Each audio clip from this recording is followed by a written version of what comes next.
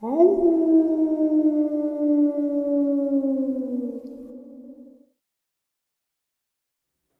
greetings and salutations, everyone, and welcome to, depending on wherever you may live or however you choose to read your clock, this early morning, middle of the night bonus upload, the first upload of 2025. Before we jump into it, a couple quick links. As many of you know, I rely on Patreon, PayPal, channel membership, and the merch to help the channel to continue to grow and go. Links to Patreon, PayPal, and channel membership is in the description below. Merch displayed directly under the video. Also, Dogman Frightening Encounters, Volume 1 through 3, the audiobook versions. They were written and researched by Tom Lyons, narrated and produced by me, Jeff Nadolny. Those audiobooks are available on Audible, Amazon, and iTunes, links to which are also in the description as well. And finally, last but definitely not least, if you'd really like to help support the channel to continue to grow and go, simply subscribe. It does not cost a cent. Click the like button, takes half a second. If you don't want to miss out on any of the informative uploads that I put out daily, click that bell icon, and folks, please leave a comment. Why? Well, because all of these things really do help this channel to continue to grow and go. And yes, folks, they definitely do matter. Now, everyone, I have taken far too much of your time. Let's jump in to this early morning or middle of the night bonus upload, shall we? Today's first encounter. So I've lived in Texas my entire life, the first 12 years of which were spent in Houston. We moved 400 miles or so away, still in Texas, in order to have horse property as we were tired of boarding. Moving forward, we moved to a 20-acre property already set up for horses. Now, there are a few things I immediately noticed. More stars, a lot of loud coyotes, and we were on a hill overlooking the valley of trees lining the pastures. Now, it's not like there weren't any other plots. The two right beside us were vacant for some reason, but we weren't alone or anything. Now, the coyotes howled often, sometimes during the day. I only saw one once. That time in the evening, my brother and I rode our bikes down the gravel roads and eventually went down some dirt roads. That was dirt, which was a little strange since all of our roads are white gravel. We were on top of a hill by a cow pasture with some oil control valve and a field of trees and dense shrubbery. Down at the base of the hill was the coyote, but it was strange. Now, I've never seen one before, but I thought it was a bit large, considering they're supposed to be as big as German shepherds. This was probably twice as big. It stared at us. We were still and watched it. It was hunched over strangely. My brother said that we should leave, but I, being the older of us two, whispered we should stay still. I didn't want it to chase us. It eventually walked, or more like crawled, into the shrubs. We ended up going home. Another time, we were out at the back pasture gate and saw huge paw prints in the dry mud, aka dirt. These prints were strange, almost not coyote-like. My dad would talk about seeing really strange coyotes when he mowed the pasture in the evening, saying their eyes were almost red, not yellow, like animal eyes get in the dark. He would say that it ran away from him through our pond. Now, our pond is at max 5 feet deep. But my dad swears up and down that it ran through it. The area of Texas we live in, deer are never seen anywhere. But the other day in the field I was jogging by there was deer carcass all torn up. I'm not sure if some guy hit it with a truck and dumped it there, but I swear it wasn't there yesterday, and there's no way vultures could have done it in one day. Worst of all, coyotes have been caught and relocated earlier last year due to overpopulation and them attacking humans in nearby communities. At least, that's what my teacher told me. Literally kind of creeped out right now. Maybe the coyotes are breeding with dogs. Maybe it's something else. But I'm pretty sure coyotes don't get over 5 feet tall.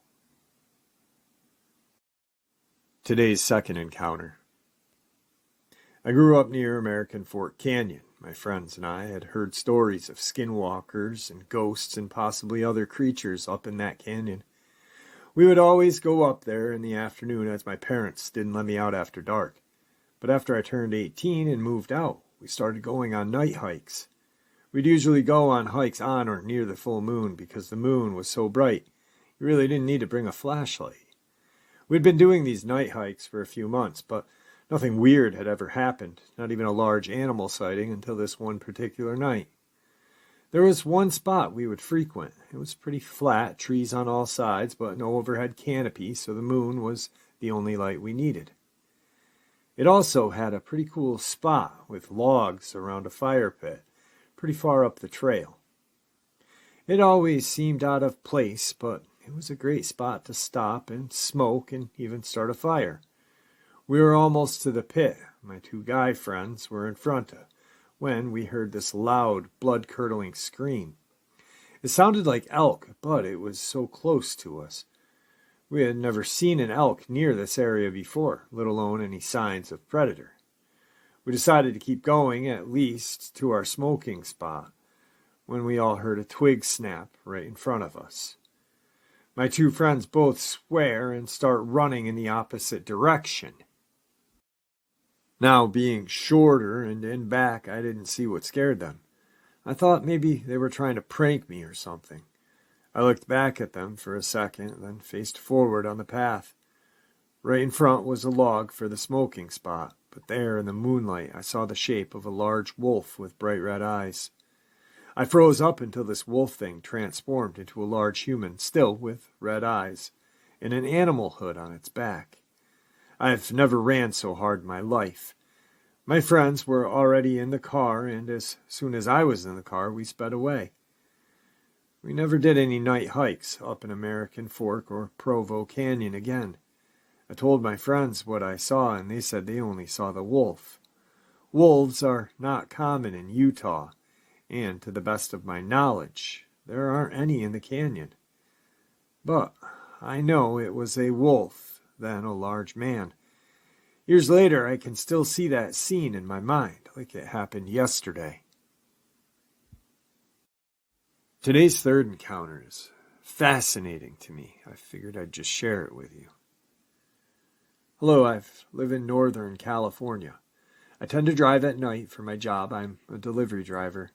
I usually bring my boyfriend along for the sake of it, just to make both of us feel better. Last night he saw something neither of us can explain. I'm going to try to make this as detailed as possible.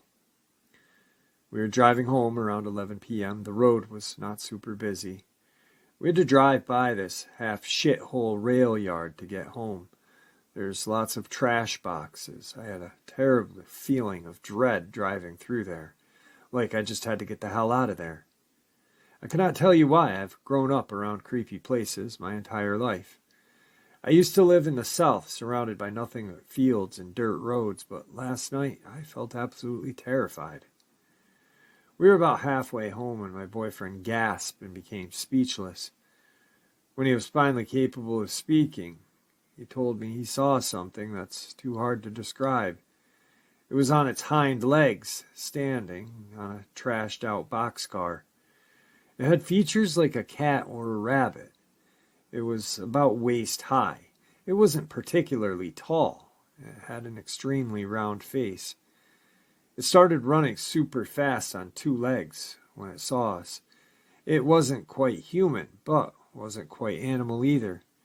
It was bipedal. I looped back around after he had calmed down. We drove back and forth a couple of times, but both of us were terrified and wanted an explanation. Maybe it was the trick of the light. We couldn't find anything. I have no clue of what we saw. Today's fourth encounter. I've been trying for months to figure things out, and yet no matter how much I look, I cannot seem to get a lead as to what happened to my little brother. Let me explain.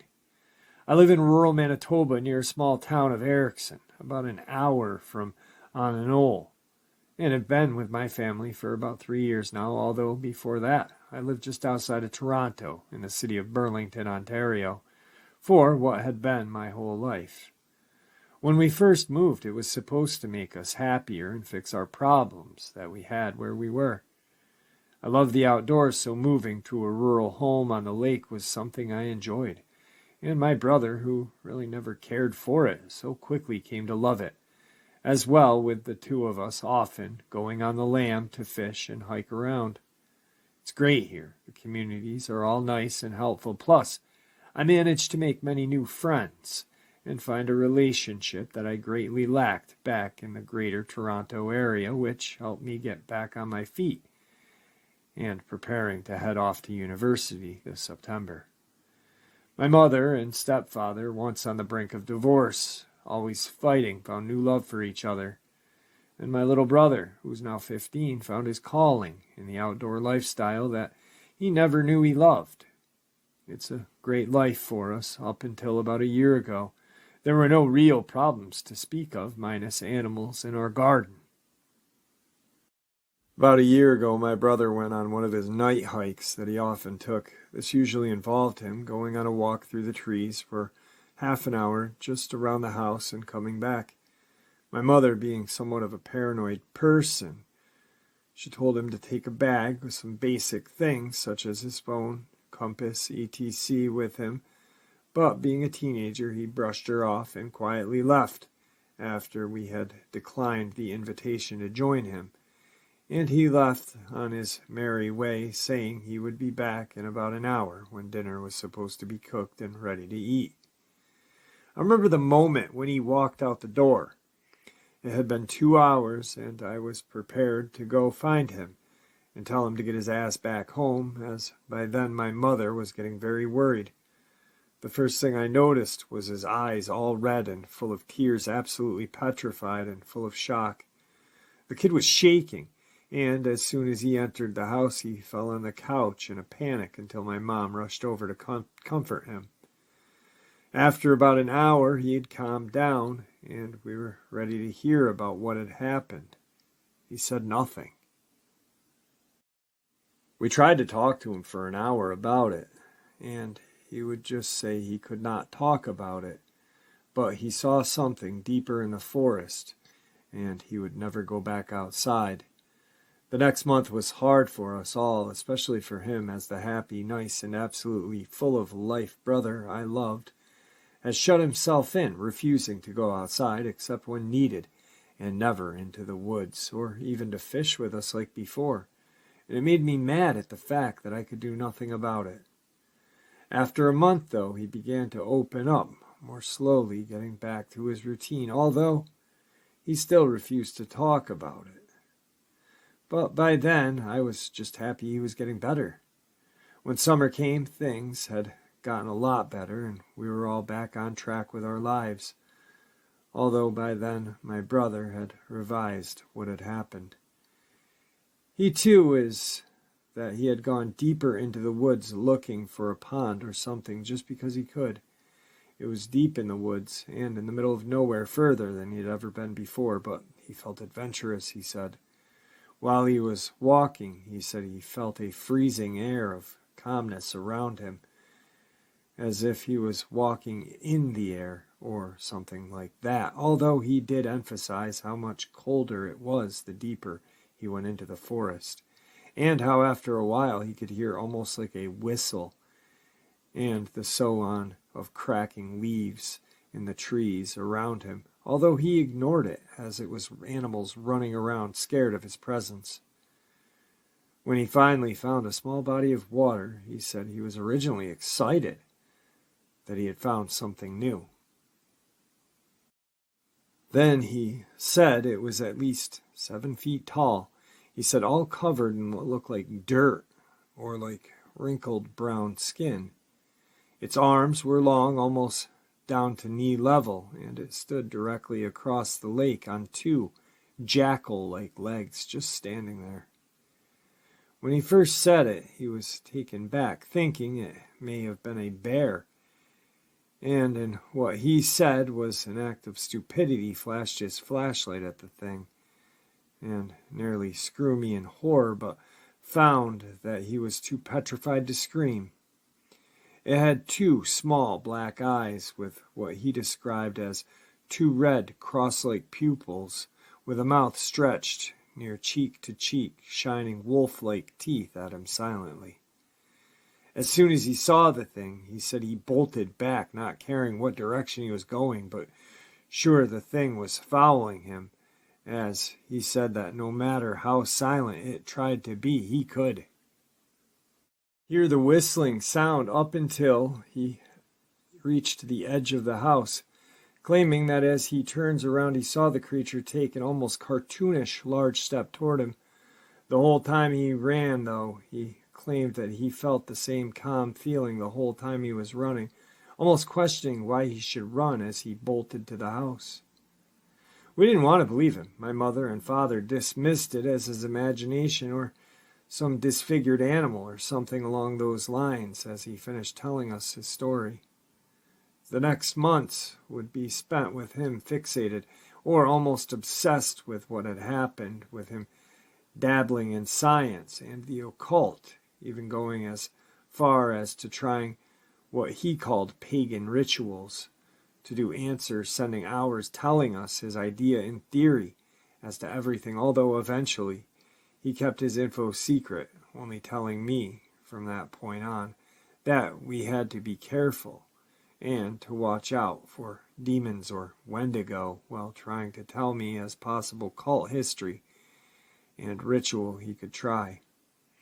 Here's a kid who was always happy and full of life, and now he is letting it take over him and his life, and it makes me both worried about his health and mad that I can do nothing about it. The kid has always been connected to the paranormal, seeing ghosts and having past life experiences since he was around 2 and such. I don't know what to do anymore with trying to figure all this out and help him. I tried to research, and I tried to go out and look into his tears and panic that I must not get involved or tempt him with my searches for it, but I don't know what else to do to help him, and I fear that every day I am losing him. My parents say it's a phase, and my girlfriend assumes it's teenage stuff, but he never has lied about things before, and I have no reason to doubt him. I've decided it was best to talk to my brother now before he went to bed. It's the weekend, so naturally he's still up, and about even so late, and I could not wait until morning. I went to his room and exchanged a hello with him. Before I cut to the chase, after taking a moment to breathe, I told my brother that I was worried about his health, and that it was best for him not to try anything in the occult, especially things he knew nothing about, while stressing that I do believe him and I am here for him, but looking for this thing is asking for something to happen.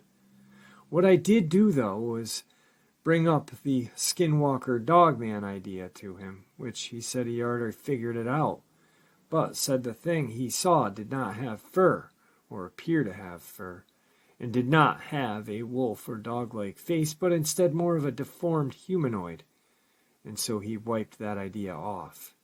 He brushed me off after this. It was a simple okay, but I could tell from how he said it, and his eyes, that he did not care what I said, and he just immediately shunned me and went back to his laptop again, to which I decided to leave.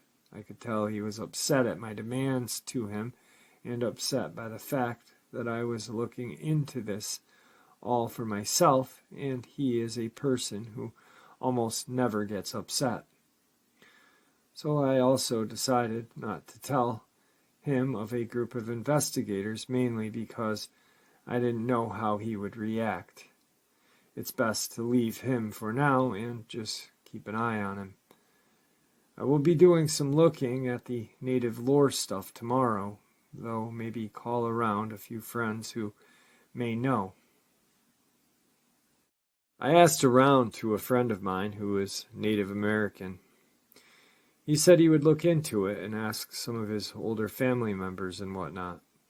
He says that people know about stories of Wolfman and Hairless Bear and whatnot, but said that no one really believes such things, and as far as he knows, he's never heard anyone seeing something like it, with the accepted idea of it being a hairless or sick brown bear just being territorial and my brother seeing things. About him, he seems to have cut back on lighting the ground on fire, but still spends a lot of his time researching things and seems eager to go back out and look for the thing, believing that he has all the tools and knowledge to keep him safe, though he has yet to actually go out. Being a high school student, he is often busy with homework and stuff. Well, I wanted to share that story experience with you guys because there's so many faults or I don't know if I want to say faults. Yeah, I will. Made up experiences on native lore. People saying the skinwalker has a deer head and this and that and is 15 feet high. Or the Wendigo is the same way. But that is not the case. In the Akwesasne Reservation Museum, there is a picture of a skinwalker and an actual skinwalker story written by a famous Native American author about 100 years ago. And she wrote this story, and this person, I guess, painted this picture with her about what she had seen in the woods. And what he is describing is almost identical to the Wendigo in that picture on the reservation just up north where the majority of my family members live. This is absolutely crazy. I do feel for the kid who saw it. And like I've said a million times before, people either get caught up or get shut down. And when you get too caught up, bad things can happen. Playing with the occult is not something to do. That's only going to make matters worse. But I don't know. It's definitely crazy, crazy, crazy. So I've heard of two black sisters, I believe in Ohio somewhere. They went Dogman hunting or ghost hunting or something paranormal. Excuse me. And they went into this abandoned house and they ran into a Dogman. Now, one sister shuts down, the next sister is just full on bore into it, playing with the Ouija and doing other crazy things. It's sad how these creatures can ruin lives, perfectly healthy life, and they can either fuck it up mentally for the person or physically. I don't know. But anyway, moving on. So today's last part of the upload is after having the subscriber come on from PA, I kind of went down a rabbit hole and started checking out a lot of Pennsylvania cryptid lore. And I found this very interesting relation to Bigfoot, I guess.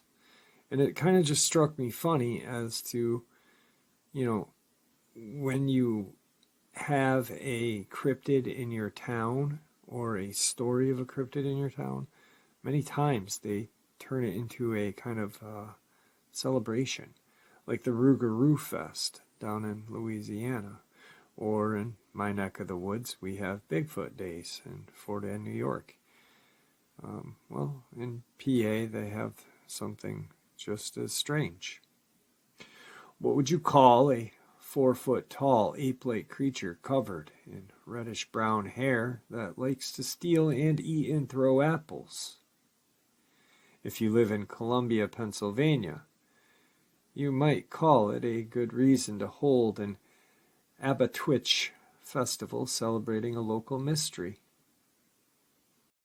Columbia is in Pennsylvania Amish country, but the legend of the albatwitch may date back 500 years to the Susquehannock Indians who lived along the Susquehanna River and were known to draw ape-like creatures on their war shields. This area is home to the Chicky Rock, a popular picnic spot in the 1800s where the creature's name and reputation may have originated. According to Rick Fisher, curator of the National Museum of Mysteries and Research Center in Columbia, these creatures, the albatwitch, would come out of the trees and steal apples from the people who were picnicking there. They would eat the apples and throw the cores back at the people. The name albatwitch is believed to be a variation of apple snitch from its fruity behavior. Well, similar in the spelling, it has nothing to do with the albatwitch, which is a different myth among the local German population having to do with a creature with goat horns, duck bill, rabbit ears, and squirrel tail who hunts our popular April Fool prank. Sightings of the albatwitch tapered off in the late 1800s, but picked up again starting in the 1950s with new reports of man-like creature in the Chicky Rock. One witness is Rick Fisher himself, who claims he saw the albatwitch on Route 23 while driving toward Marietta, Pennsylvania. Another is Chris Vera, who says a boyhood friend was pinned to a tree by one. Vera is the president of Columbia Historic Preservation Society, and he and Fisher are the creators of the Albatwitch Festival, which is held on September 27th. Pennsylvania has a long history of Bigfoot sightings, so the albatwitch could possibly be a similar species, a Sasquatch child, or a smaller relative, or just a myth. Whatever it is, it's a great reason to hold a festival. The legend of the albatwitch. It was an ordinary day walking through the wooded hills along the west bank of the Susquehanna River in Columbia, PA. A bit to the north is the town of Marietta, while Columbia lies south. In the past, it has been written about a small park along the Susquehanna known as the Chickies Rock County Park, and the beautiful views one has of the mighty Susquehanna River from that location. It's a short drive from the main highway to the park, and the photographs you can take are remarkable. But there is a second parking lot along the main road which requires you to find your way through the dense woods to the top of the Chickies Rock. And that densely wooded area is said to be home of the dreaded albatwitch. Now, I realize that the albatwitch is just local legend, but if you find you must walk through the woods, he becomes more real with every step and noise you experience. The albatwitch is allegedly to be small, about 4 feet, man-like creature, which supposedly lives in the wooded hills along the river. At one time, the Susquehannock Indian tribe roamed these hills and were said to have painted small ape-like monsters on their war shields. Their home allegedly was at the base of the Chickies Rock, where the ruin of a village and burial grounds were found at one time. Could the figure on their shields be the albatwitch? But there have been other sightings of the albatwitch all along the shores of the river in the area close to Columbia, PA. Now this creature is named for the habit it is said to possess, that of a being of an apple snitch. He or she is known to have stolen apples from picnickers, occasionally throwing them at startled people. The creature has been sighted sitting on treetops, coming down only to look for food, but the legend says that the albatwitches either became extinct or were driven nearly into extinction in the later years of the 19th century. But in the 1950s to the 70s, a small man-like creature was once again sighted in the woods along the Susquehanna. Plus, the crack of the whip also accompanies the sightings. Could it be that the albatwitch has returned? A vague report concerning the sighting of a hairy humanoid came from Lancaster in 1973, with another report of a sighting in Annville, about 20 miles to the north, in that same year. Across the Susquehanna to the west is the town of Wrightsville, which is part of York County. They too have had sightings while looking across the river during times when the leaves were off the trees. It's also read that the Pennsylvania Dutch brought the legend with them when they settled to the area around the banks of the Susquehanna. The albatwitch may be nothing more than Germanic folklore. In the 21st century, the albatwitch has become a tourist draw to the area. Reports of a hairy creature still abound, but nothing like the albatwitch.